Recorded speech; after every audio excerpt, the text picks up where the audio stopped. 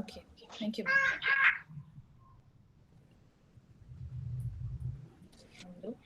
Good evening to one and all present here. Now I would welcome you all to the 7-day International Online Faculty Development Program on Contemporary Theories, Challenges and Possibilities. Today, now I would like to welcome our resource person, our chief speaker, Professor Judith Herndon, Professor of English, and she is the Director of International Studies at Nebraska Wesleyan, USA. She has majored in English and French from Drury University and pursued PhD on comparative literature from the University of Texas. She has been a Fulbright Fellow at Banaras Hindu University. Her research area remarkably includes on varied topics such as African and Caribbean literature, literature of migration, Hijra identities in India, and specifically on trauma studies. Her talk today is entitled as Art from Trauma, Repairing Social Rupture with Narrative and Aesthetic Expression. So before we start with this talk, I would like to mention that at the end of this presentation, we would have a round for question and answers for 15 to 20 minutes. So please drop your questions in the chat box. Now I would request Professor Herndon to present her talk, please. Professor Herndon. Thank you so much. I am extremely grateful to Vasanta College for Women and Dr. Pandey and Dr. Singh and Professor Singh and all of the wonderful friends that I've made throughout the years. I'm very grateful for our intercultural exchange. Now, I am I'm hoping to share my screen, and I am, let's see, I'm having a little bit of difficulty. Thank you so much. Thank you for the welcome. I'm having a little bit of difficulty seeing how to share my PowerPoint. And let me see if I can find I'm looking for I'm sorry, I researched this ahead of time and I thought I knew how to share my PowerPoint, but I'm looking for let's see here. I'm looking for the correct. Ma'am, on your right hand side, there are 3 dots. If you click on it, you'll get an option of share screen. Okay. 3 dots in vertical order.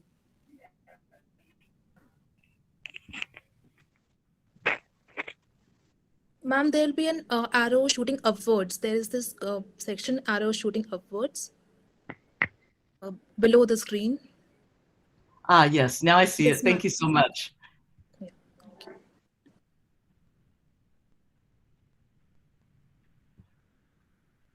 Oh, I'm so sorry. I have these, I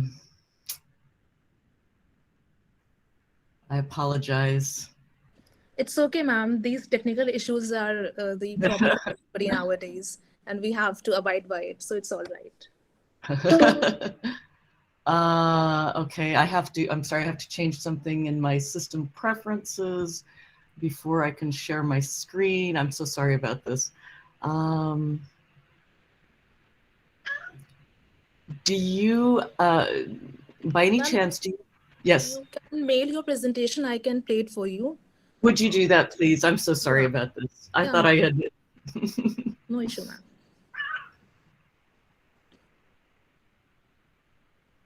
Yes, so my talk today is on art from trauma, repairing social rupture with narrative expression, narrative and aesthetic expression.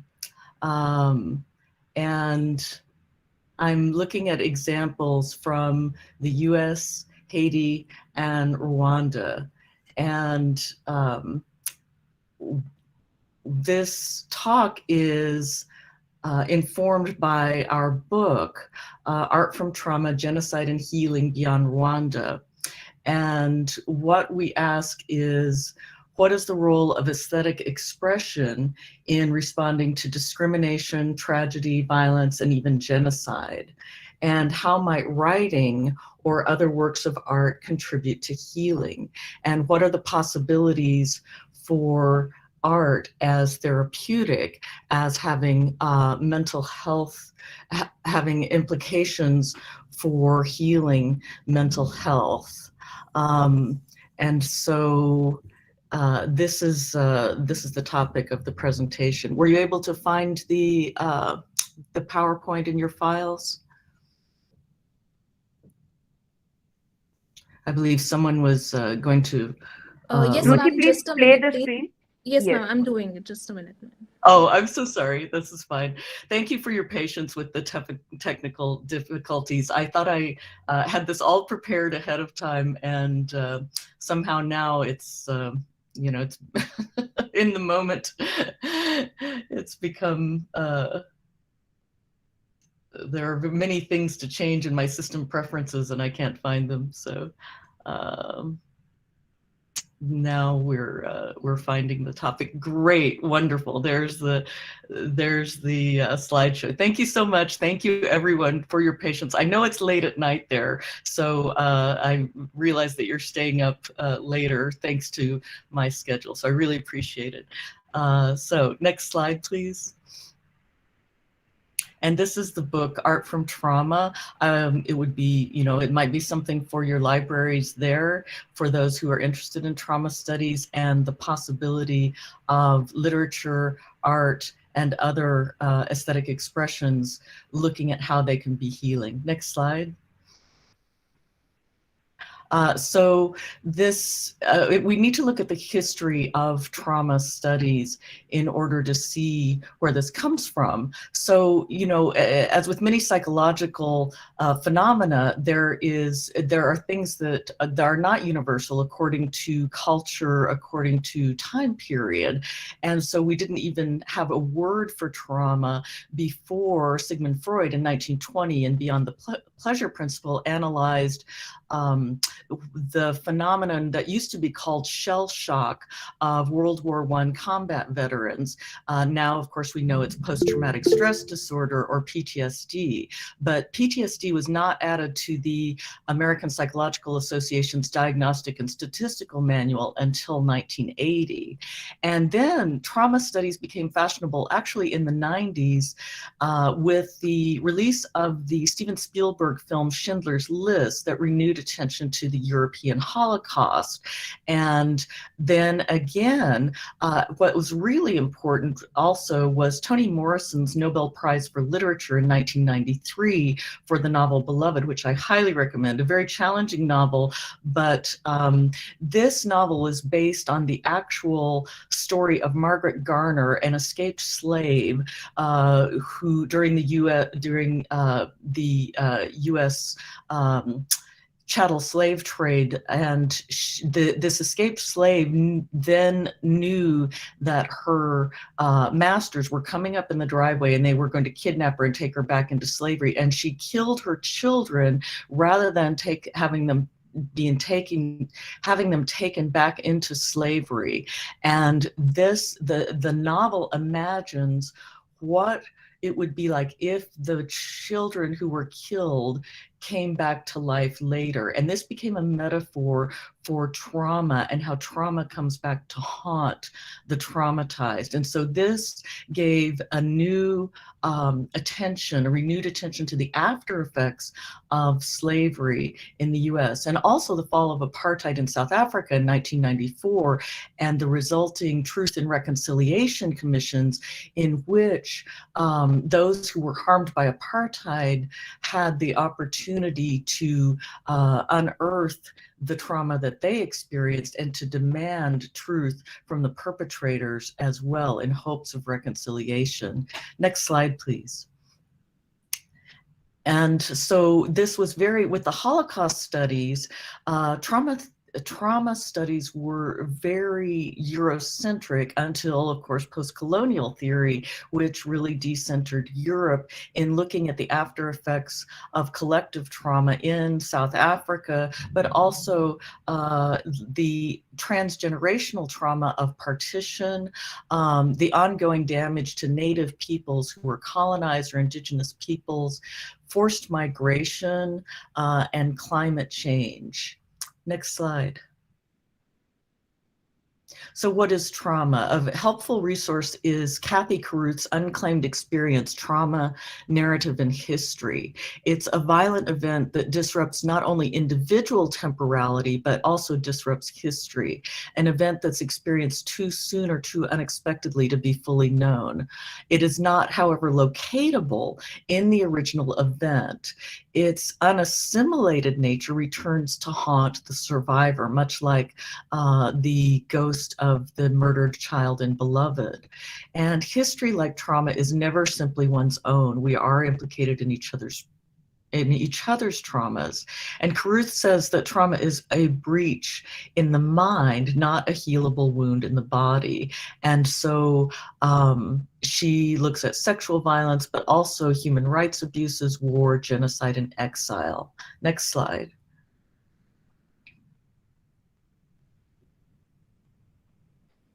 And another extremely helpful research is Judith Herman's Trauma and Recovery, the Aftermath of Violence from Domestic Abuse to Political Terror. Herman says that traumatic events shatter the construction of the self in relation to others, disrupt a sense of control, connection, and meaning.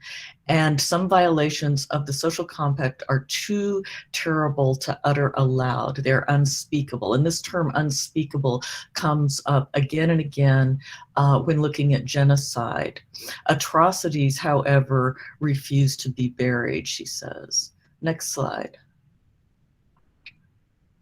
Trauma disrupts the continuity of the self. It has profound effects on social connection, on cognition, memory, and emotion. And not only has part of the self changed, but some survivors feel as though they have died or part of the self has died. So a new narrative must be constructed, but the obstacles to healing include this disordered cognition, memory gaps, feelings of despair and futility, and significantly for survivors, a lack of audience willing to hear, believe, and understand one's story. And this comes up again and again with survivors of sexual assault, of genocide, the need for an audience to hear, believe, and understand. Next slide. And so, in fact, there's a really great book that was published in 2014 called The Body Keeps the Score. And the author, Bessel van der Kolk, argues that neurobiological response to trauma sometimes means that the event can't be organized on a linguistic level. Now, it's interesting, in The Body Keeps the Score, van der Kolk says that trauma leaves an imprint on our brains and on our bodies. And the body keeps the score, but the mind erases or forgets the score. The mind hides the score, is what he says, through disassociation. And traumatic memory is stored differently from other memories, and it's unavailable for the usual narrative recall. So trauma literally and physically, according to van der Kolk, it affects our bodies, and yet our minds hide that trauma and make it difficult to heal. Next slide. So there are varieties of trauma, of course. It can be a single incident, it can be prolonged and repeated events, or systematic. So the intense and constant experience of prejudice that minoritized people experience, the denial of one's humanity that refugees, immigrants, asylum seekers may experience, deprivation, or occupation of one's land, as the native peoples of the Americas experience. So trauma is individual, but it's also collective. It can be firsthand experience, but it can also be transgenerational, the experience from ancestors that is passed down through not only the way that one is raised, but perhaps even, again, in the body. Next slide. So Susan Brison has worked on recovery from sexual assault and how that requires repairing connections. In Aftermath, Violence and the Remaking of the Self, she argues that the self is created and sustained by others. So she really focuses on connection between self and others and says that trauma destroys the self. Victims are reduced to mere objects by their tormentors. Their subjectivity is rendered useless and viewed as worthless. The trauma of rape, of course, can profoundly reduce one's sense that the world is a safe place with caring people. Next slide. So with unrecovered historical trauma, some of the results are that the ability to protect the self seems damaged or destroyed, that there's a sense of endangerment, even if no actual danger is present, and that an experience of cruelty from one source might mean imagined cruelty from another. So the traumatized person is hypervigilant, always alert, unable to rest, experiences psychic numbing, and in the case of intergenerational trauma, a sense of guilt that one's own vitality in one's own life is betraying one's ancestors. And some of the effects also include medical and physical effects, such as obesity, depression, drug and alcohol use, that sort of thing. Next slide.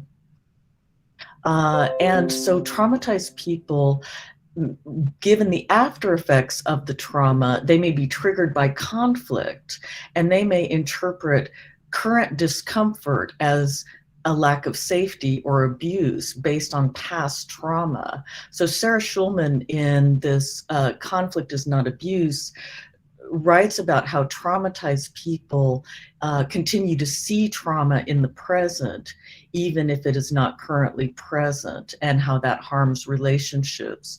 That traumatized people may rehearse a script of victimization and powerlessness, and this makes them unable to advocate, to negotiate, and to communicate. Next slide. And so when traumatized people don't heal, they may be unable to hear information that would alter their self-concepts, and they have a very fragile sense of self, and they panic that this fragile self cannot bear any kind of criticism or interrogation. They may exhibit narcissistic behavior, overreact, escalate problems, overstate harm. They may shun, blame, and refuse to repair relationships. And this is interesting too when you look at intergenerational trauma. They may seek the protection of bullies, or traumatized people may become bullies themselves because they've been abused. They may confuse comfort with safety and deploy the word safety as a weapon, claiming that they're not safe, when in fact they're simply uncomfortable in the present moment because they've been unsafe in the past. And they may even need to turn to dominance to feel comfortable. So when people become bullies, you know, it may be because of past trauma. Next slide. So, and then with intergenerational trauma is cultural trauma, which is a dramatic loss of identity and meaning, a tear in the social fabric. And this transgenerational trauma can haunt and immobilize. And the perception that perpetrators face no consequences can also transform this recurring trauma into terror. Next slide. So with intergenerational trauma that resulted from colonial or racist violence, Marianne Hirsch in the Generation of Post-Memory writes about how this trauma persists beyond the generation that originally lived this state-sponsored hatred and violence. And I think of particularly Black Americans, we have a history in the 20th century of lynchings. And now within the past, because of cell phone cameras, you know, we have within the past few decades, videos of Black death at the hands of police, and these videos go viral, and the repetition of this trauma then increases, you know, this already cumulative trauma. And so hence, you know, there will be warnings, you know, and I myself do not share these videos of police violence, you know, even to educate, because of the possibility that it can re-traumatize. Next slide. And there's a great book that just came out called After 100 Winters, In Search of Reconciliation on America's Stolen Lands.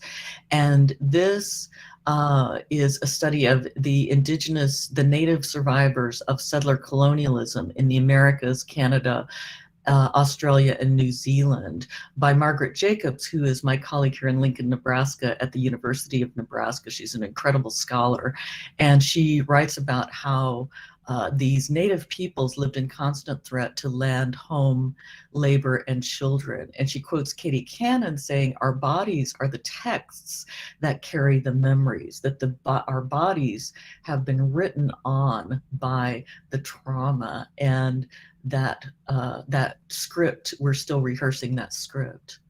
Next slide. And then Angela Gonzalez of the First Alaskans Institute says we need to transform this trauma so that we don't give it to the next generation. People need to empty out by telling their truths, but then we have to fill them up with healing. Survivors have to rely on multiple and diverse belief systems to enable survival and resilience. And there's so much.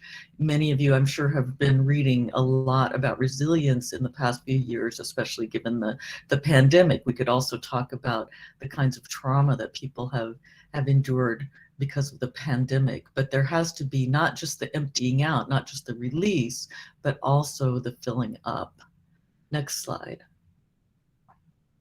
And so an aspect of trauma for minoritized people, for immigrants, refugees, and asylum seekers, in addition to the native peoples, is precarity, which emerged as a scholarly interest in response to political mobilization against exclusion, social exclusion. Now, some see precarity as a distinct phase of late capitalism associated with neoliberalism and climate change, but others would argue that it's always been a feature of the lives of the poor and the working people in the global South. And here you'll see an image of an asylum seeker from Central America who is fleeing from violence, gang violence, and the threat of death in her home country with her two daughters, who, as you can see, just have like a diaper, and one of them has bare feet.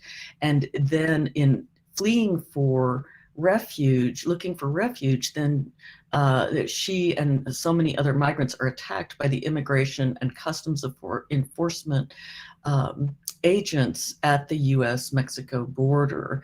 And this is just one example of the precariousness of the lives of people who have been traumatized by their societies. Next slide. So refugees, the refugee crisis, or crises of the 21st century, are the worst since World War II. You see here an image of a woman from Guatemala who sought refuge in Mexico and was granted asylum in that case. And its economic need, determination, fear, a will to survive, and the desire to provide a better life for one's children that drives asylum seekers. And yet they are demonized in some of the host countries and excluded and not given the shelter that they need. Next slide. And in the case of my own country, in the US, I show here a picture of some friends from Haiti, and the Haitians have endured trauma from the colonization by the French, slavery, US occupation, dictatorships, natural disasters, poverty, and many of them just want to live good lives in their own country. But when that's simply not possible, they seek refuge from another country. And then they have the comments from the former US president, whose name I prefer not to speak. Why are we having people from these, quote, shithole countries come here, referring to Haiti and African countries? And so this kind of demonization, denial of humanity, just increases their trauma. Next slide. So language matters. Who are they? How do we divide people? Next Gregory Stanton warns against us and them language. And so he's a genocide studies scholar, and he studies the 8 stages of genocide and how language divides people based on ethnic or religious identity. And that this us and them language is one of the stages that, you know, can eventually lead to genocide. Next. And Timothy Snyder in On Tyranny, very highly recommended little book, talks about how if we're unkind to language and we ignore dangerous words, that is a tool that governments use to convince us to acquiesce to authoritarianism. So when I'm talking about minoritized people and the exclusion of others and that kind of trauma, it not only traumatizes the victims, but it also, that kind of language also affects those who are traumatized and prevents us from seeing the humanity of the minoritized people, which is, you know, extremely dangerous and doesn't help them. Yes, next slide. And so in The Racial Imaginary, Claudia Rankin says, because white men cannot police their imaginations, Black men are dying in relation to police violence and the dehumanization and the inability to see Black people as fully human, seeing them as a threat. Next slide.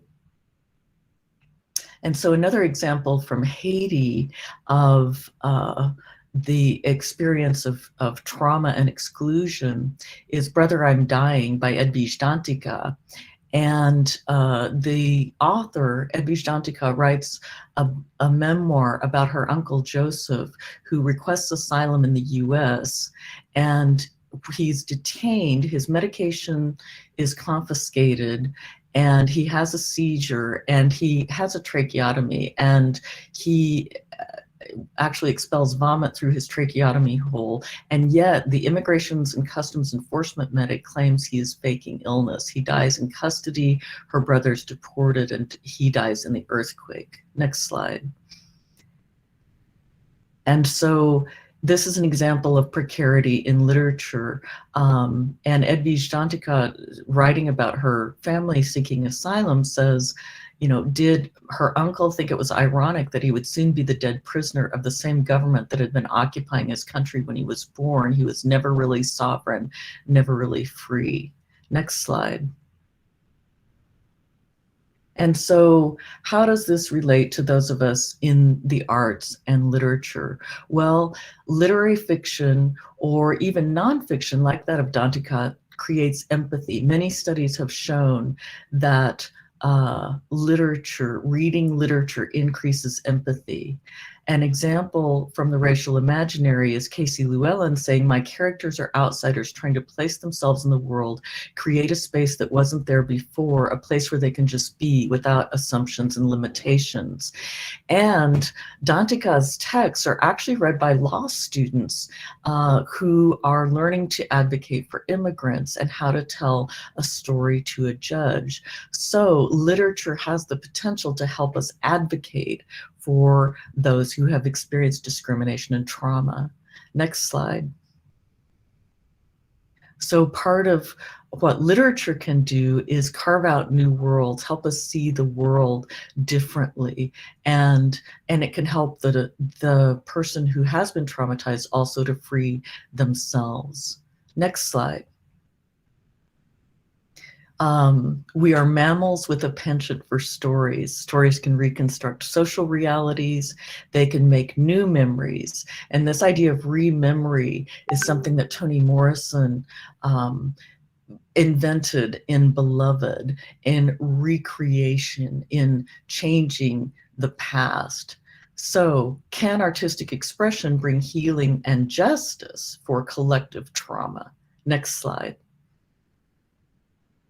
Well, Scholastique Mukasanga, in her memoir about her mother, does what Suzette Hanke calls scriptotherapy. Mukasanga's mother died in the genocide against the Tutsi in Rwanda, and Mukasanga was never able to, she didn't know how or where her mother was buried, but she was able to write what she called a shroud, to weave a shroud for her mother's body, to give it a decent burial with her memoir when she wasn't able to do it in life. Henke says, writing out and writing through traumatic experience in the mode of authorial reenactment allows authors to reassemble fragments of a shattered life into a linguistic narrative. Next slide. And Dominique Le Capra draws on postmodern literary theory to examine how structural and historical trauma can be mitigated by victims acting out or working through the traumatic experience. So to begin repair work, victims need to mourn, to acknowledge, and to reflect. And Katie Schick argues that a healthy response to trauma is expressing grief, reconstructing events in narrative form, and exercising critical judgment. Next slide. In A Primer for Forgetting, Lewis Hyde says that descendants of settlers and colonizers may not have blood on our own hands, but bloody history flows in us. He says that violence denied and repressed doesn't disappear, it repeats. And in relation to the genocide against Native peoples in what is now the US, he says, if America is a nation created by organized forgetting, then by this logic, its foundational violence will always be with us. And he argues that both Indigenous or Native survivors and the descendants of settlers, we both need to know our history, we both need to repair, and we both need to restore. So even if I myself am not don't experience intergenerational trauma because I am the descendant of settlers and not of the Native peoples, I still need healing. Next slide. Next. Survivors need to testify, and Esther Mujawayo says, in talking about her own experience as a survivor of the genocide against the Tutsi in Rwanda, she says, you start to tell your story and they refuse to listen. They say it's too much. Well, it's too much for whom? For me or you who listens? Next. As a survivor of the genocide, you don't have the luxury to put it aside, you're in it. Meanwhile, the other, the one who listens, just receives the horror through the words, and he has the luxury to be outside it, to declare that he's unable to bear this and to say, here stops the horror. Next. Myself, I do not have this choice not to bear it because I had to bear it and I still have to bear it. Next. And next. And next again. Yes. So rewriting stories can help the survivors gain control and make meaning. Richard McNally says that trauma is not passively endured, but an act on the part of the narrator, a speech act that diffuses traumatic memory, giving shape and temporal order to the events recalled, establishing more control over their recall, and helping the survivor to make a self. One can control certain aspects of the narrative, and that control makes memories less intrusive and gives them the kind of meaning that can be integrated into the rest of life. Next slide. And about the genocide against the Tutsi, Berta Kayitesi says, very few people are capable of listening to what a genocide is, just listening. And that makes me think of one of the earlier theorists who says that an obstacle to healing is the lack of an audience willing to understand and acknowledge the trauma. Kayitesi says that this is a disturbing knowledge, but at the same time, the atrocious death of our loved ones was going to be the source of inspiration for our life plans. Next slide. So art born from trauma calls for an audience. According to Shoshana Fellman and Dory Laub in Testimony, Crises of Witnessing in Literature, Psychoanalysis, and History, survivors did not only need to survive so that they could tell their story, they also needed to tell their story in order to survive. In each survivor is this imperative need to tell, and thus to come to know one's own story unimpeded by ghosts from the past, like Beloved, against which one has to protect oneself. Next. So deep listening to the testimony of survivors is needed, bearing witness, being a secondary witness for them, and letting them make audible these experiences of pain for which, in some cases, there's no cultural precedent. They need safety, respect, trust, and care. Next. So in the case of Rwanda, communal gatherings, testimonials, and public grief can be cathartic, and not just in Rwanda. This is often a representation of communal and social experience rather than an individual story. And in The Body Keeps the Score, this book also talks about the importance of communal rituals in order to heal. Next. An example is the Gacaca courts in Rwanda. And so this was, these were the trials of low-level perpetrators of genocide, and they were held in the communities where the genocide took place. And the survivors, every survivor and everyone in the community had the chance to tell their story. And the accused perpetrator had the chance to give their story, to perhaps confess, ask for forgiveness, to say where the bodies are buried. And this process of storytelling and listening in the community was an effort at reconciliation and restorative justice instead of just retributive justice or punishment. Next slide. And Kathy Carruth again says that the irreducible specificity of traumatic stories requires varied response. Next.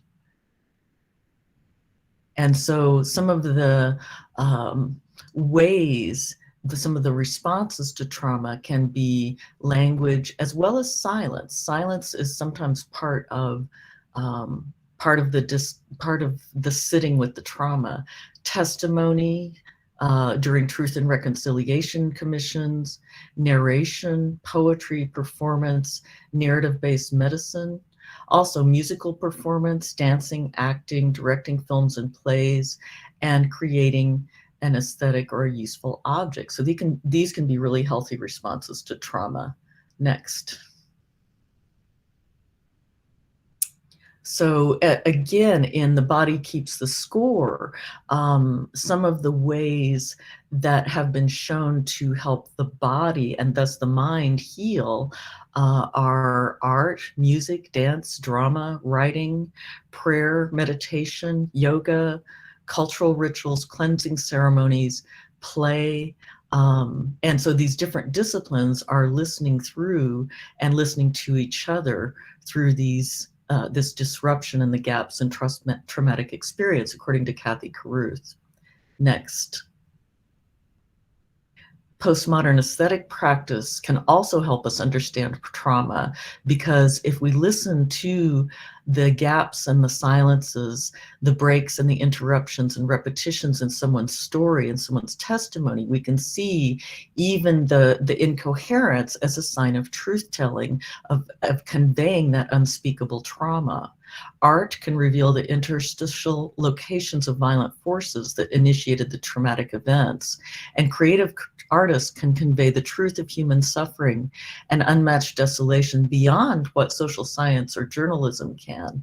Aesthetic expression can render the abyss, I would argue, more powerful than objective knowledge. Next.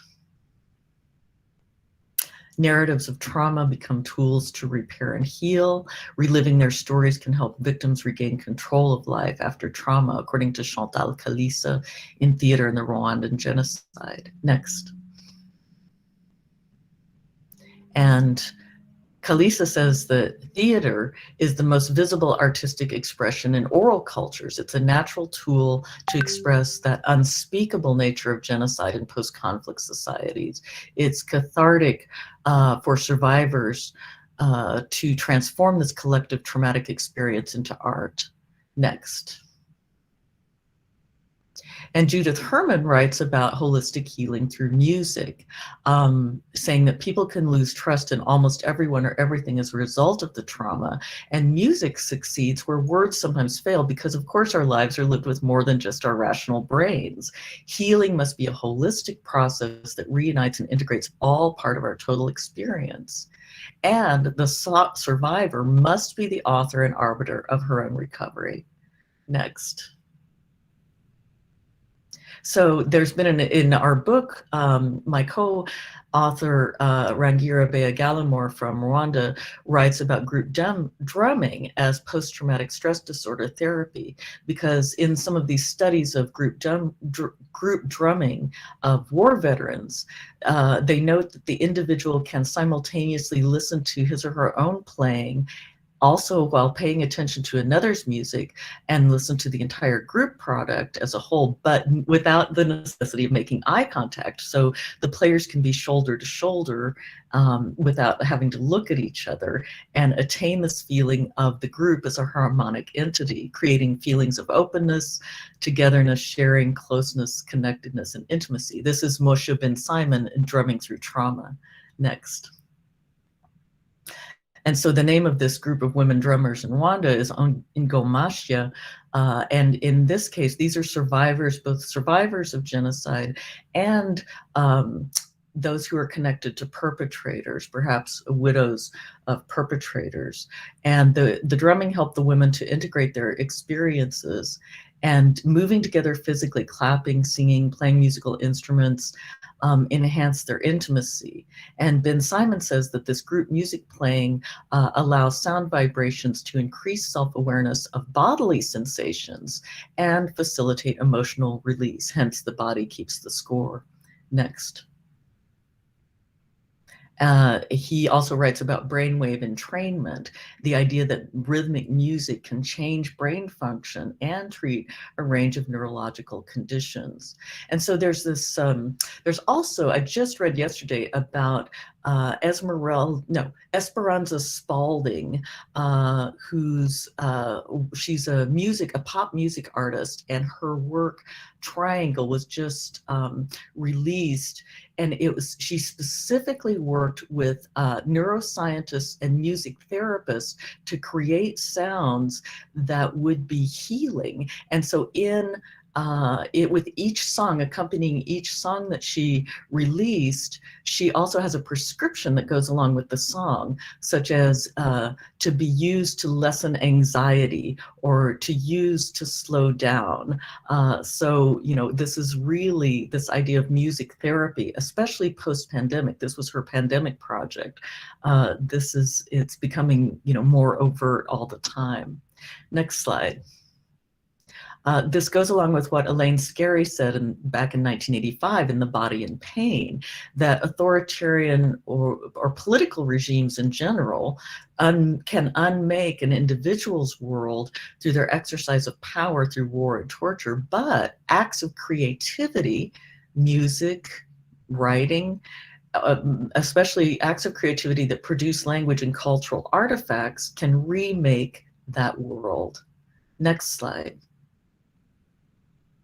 So what is repair work? What can we all do to repair trauma? Well, one of the hardest things to do is just to sit still with discomfort and work through it rather than to flee discomfort. Survivors who learn to re-narrate their stories and cast themselves as heroic can tap into agency to rewrite the story of trauma and to rethink their own character as hero. Reclaiming agency so that between all of us, so that dialogue, accountability, and community repair become possible. Next slide. A trauma-informed response means staying present in the moment through the discomfort, through the pain. The Body Keeps the Score argues that trauma victims need to be able to feel what they feel in the present moment and to know what they know, to tolerate it, and to inhabit their bodies in the present moment. To be in relationship, and instead of the traumatic response of fight, flight, or freeze, we should move toward attend and befriend, sitting with uncomfortable truths rather than avoiding them, and not mistaking discomfort for unsafety. This is really hard, but it seems that once people have been traumatized, they say, oh no, I'm unsafe in a situation that may simply be discomfort. And then of course, in the broader community, truth, accountability, restoration, reconciliation, and community repair are needed for collective intergenerational trauma. Next slide. With the truth and reconciliation efforts in South Africa, in Rwanda, and with the Native peoples in the Americas, Australia, New Zealand, and even right here in my own state of Nebraska, we need accountability and restorative justice to repair these collective and transgenerational wounds from the genocide against Native peoples, from the slavery in the Americas, from the treatment of migrants, refugees, asylum seekers. And there's talk of reparations, but without restorative justice, the reparations may feel hollow. Now, of course, in the process of recounting horrific abuses, there is always the potential of re-traumatizing survivors. And so we are entering a kind of maelstrom, but in the process, the hope is that we will reach solid earth. Next slide. And particularly for those of us in English and writing, the field of narrative medicine is just ripe with potential. There is healing power in memory transformed through creativity. Stories are wealth that no one can steal. If you have memory and language, you possess the lessons of generations, the libraries of ancestors, and the creativity of your people. Yes, words can rehearse trauma, but they can also release trauma. Survivors can gradually gain control and integrate their traumatic experiences into coherent narrative through scriptotherapy. When pain and injustice are translated into or recreated as a work of art, something happens in the transmission and the psyche can be moved to a new place. Loss can be rewritten, shaped, and formed. Next. So language, of course, as we know, has multivalent power. Words can kill and words can heal. So we write, we read, we speak, and therein lies the burden of hope. Next.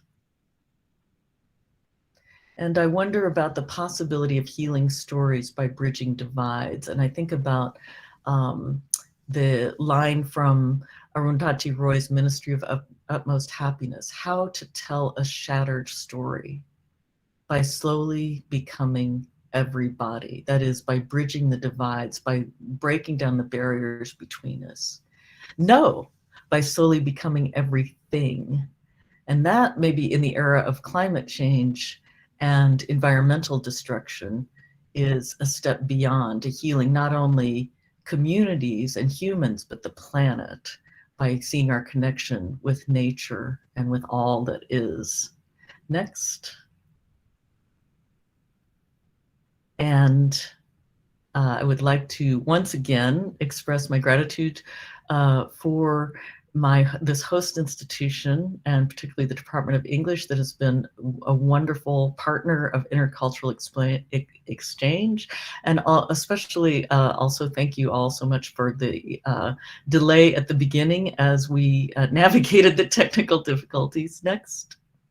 Yes, and so particularly to Dr. Pandey and Professor Singh, thank you so much. I am very grateful for the invitation and the ongoing conversation and opportunities for learning.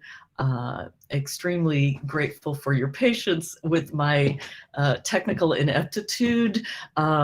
So yes, I'm just thank you all so much. This is a wonderful opportunity and just very appreciative of you. Thank you so much, ma'am, for this descriptive and engaging talk. Now we would like to move to the questions and answers. So I can see that there are various questions. Ma'am, I'll read some questions for you and you would like to answer. Yes. Okay, ma'am. So, I would like to move to the first question. Doesn't trauma force people to using violence as a tool as a tool to repair the hurt they experienced? I was just reminded of Fulan Devi.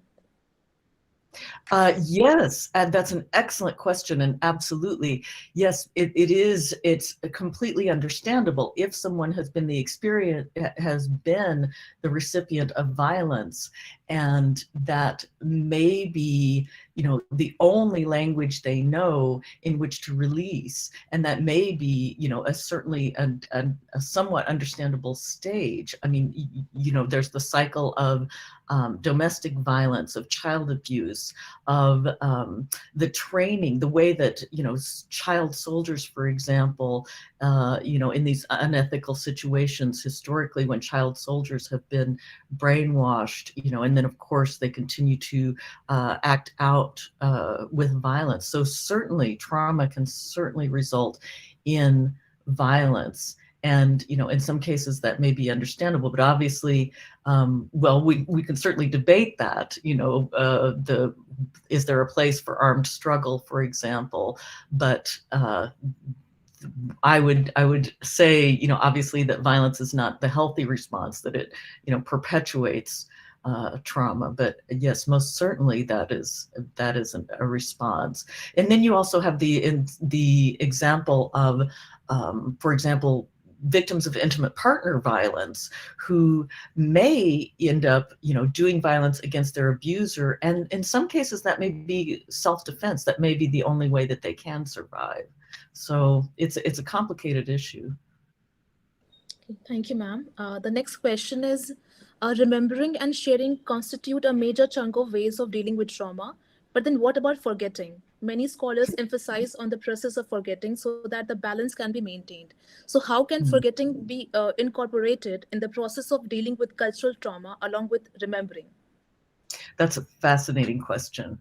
I was thinking, this question makes me think of Marjan Satrapi from Iran, who wrote Persepolis, and she wrote about the occupation, the colonial occupation of Iran, and then the regime's, horrible, human rights abuses and torture, and also, the colonizers and the war, the external, occupation.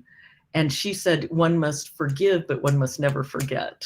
So there are some who would argue that you can't forget, and that forgetting represses the trauma further into the body, and that it will emerge whether you want it to or not.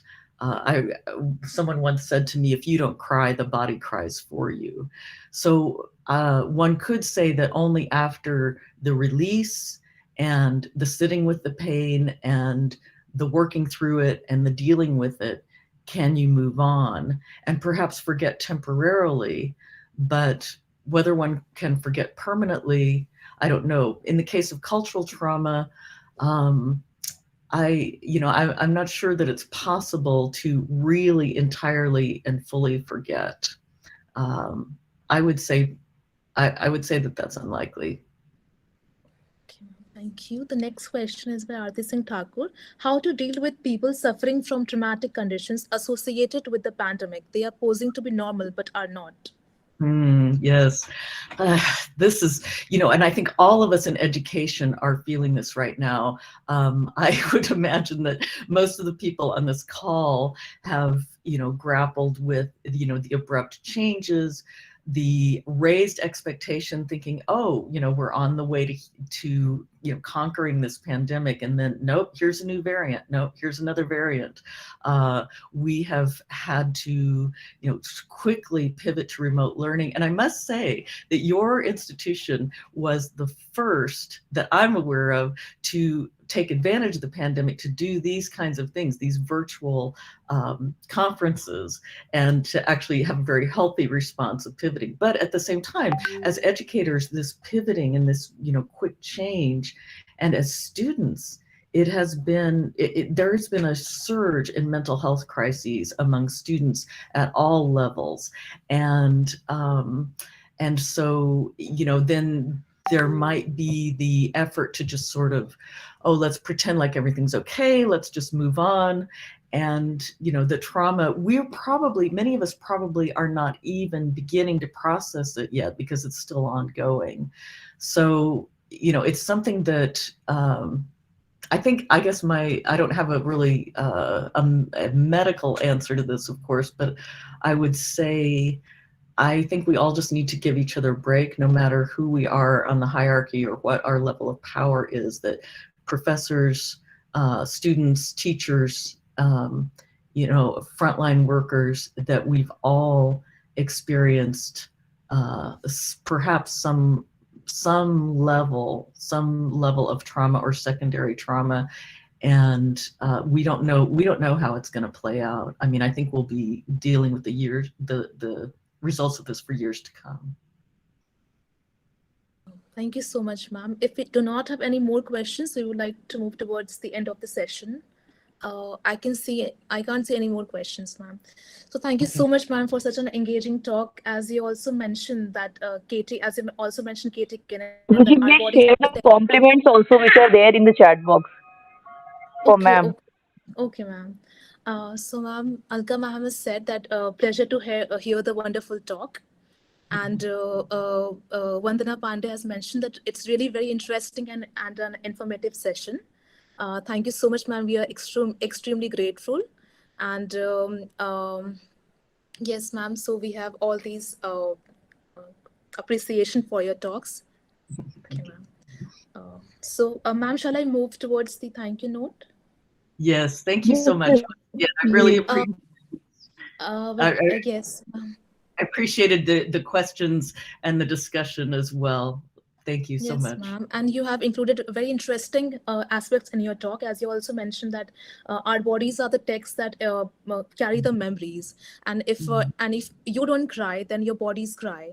So it's something totally relevant. And since as you also mentioned, that traumatic memories are different from other memories, and it feels all the more relevant because of the pandemic looming over our head for the past 2 years. So and also you focused on the different aspects of trauma, which is not only individual but collective, systematic, and repetitive. So, and moving towards, you also mentioned the ways through which one can overcome trauma, that is deep listening, and how art can play that role by dance, music, theater. And there was something which really got stuck with me, that stories are wealth that no one can steal. Anything can be stolen, but stories are wealth that no one can steal. And that's the way we have so many texts narrating the past experiences of Holocaust and all that. As you also mentioned Toni Morrison's Beloved, which is obviously an excellent example that how literary fiction creates empathy. So thank you so much, ma'am, for this speech and for this lecture, and we are really honored to have you here. Thank you so much, ma'am. Now, moving towards the end of the session, I would also like to mention that tomorrow, the session starts at 11 a.m. sharply. So please join the session sharply at 11 a.m. Ma'am, if there is nothing else, shall we end the session? Yes, thank you so much, Els, ma'am, for joining. And I know it's early morning there, but you could manage. Thank you so much. You're quite welcome. It was a pleasure. Thank you so much, ma'am, and thank you so much, everyone, for your participation. Have a good night. Thank you. Goodbye. Bye.